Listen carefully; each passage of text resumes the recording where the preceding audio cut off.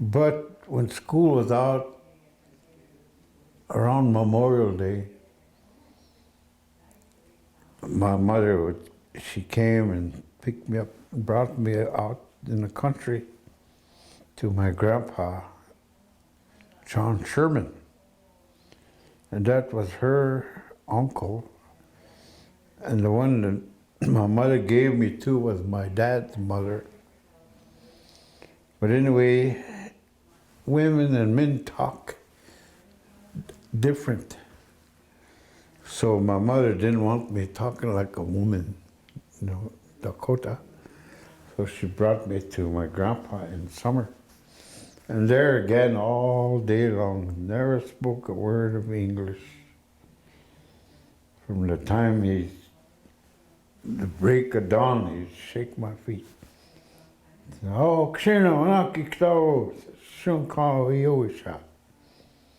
wake up, little boy. Go get the horses, he said. That's when he would hook up his team for the day. But when we came outside, he had a stick about as long as a cue stick, and that it had a hole with a strap to put around his wrist. And that's what when the team was going, one of them would kind of lag behind. So he'd poke that pokey one, make it catch up. But that's one he had hanging on a porch. And when we came out early in the morning, he took his stick, he pointed to the east, he'd put it on the ground, and he'd turn clockwise.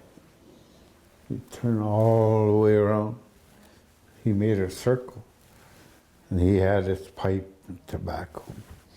He'll say, "Okshina misaki binaju." A little boy, come and stand beside me, he said. So I get in that circle with him and stand by him. He'll fill up his pipe and he'll light it, then he'll pray in four directions. And he would start with the west, he'd point to the west and say, that was the Buffalo Nation. Tatango yate, koda hitompo. Shunapo awaya kapo. I'm paid to kina. Then he pointed to the north, and that's the Elk people, Elk Nation. He'll say that. He'll say, "Hachako yate, koda ahitompo awaya kapo." And then he faced east, and that's, he'll have his pipe and he'll say, "Sitestapana oate koda hitompo." That was the black-tailed deer nation to the east. And then he pointed to the south, and he'll say, "Hihan oate." That's the Owl Nation. Look this way, my friend. Watch over us, he said, all in Dakota. Then up to Wakantaka, down to Mother Earth. And then there's one star still shining. Those are early in the morning, it's still dark, just a little bit gray. He'll point to that. That's the morning star. The one star that's still bright. He'll say, "Ampao Uchankpi." That's the morning star. You're the only one that knows everything. He said, "Nishnana Tagwasasturya." So that's how he prayed with his pipe. So that's kind of the way I was raised, the Indian way. Could I ask a question about that? Mm-hmm. About the prayer? You mentioned that part of the prayer is to watch over. Is that the daily prayer is to ask for these nations to watch over? Is it also about gratitude, or what kinds of things are prayed for in the morning like that? Well,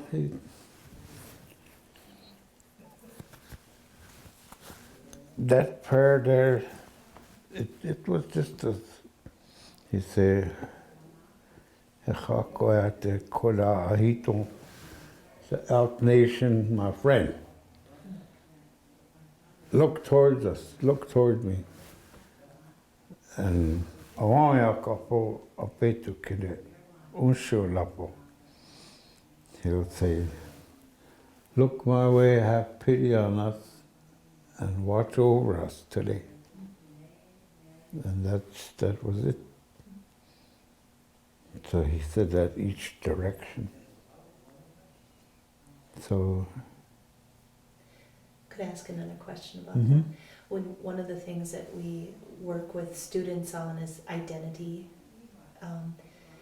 How does that prayer, do you think, help young people especially know who they are, or help them with their identity as being a Dakota person?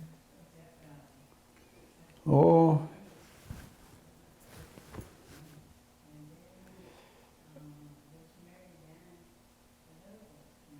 well, to me, that was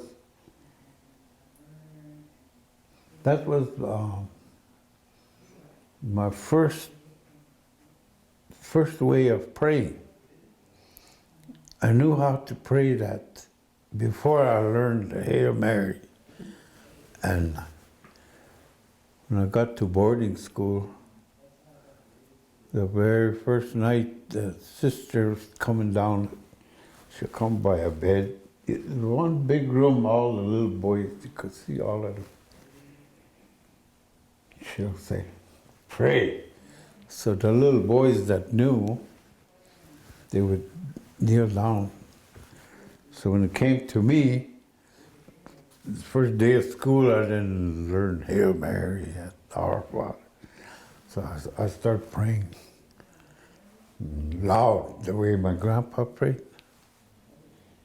So, and my grandma prayed Dakota too.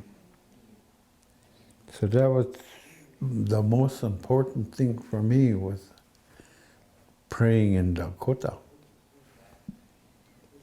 And I don't think the young kids today, they don't even know how to pray in English. So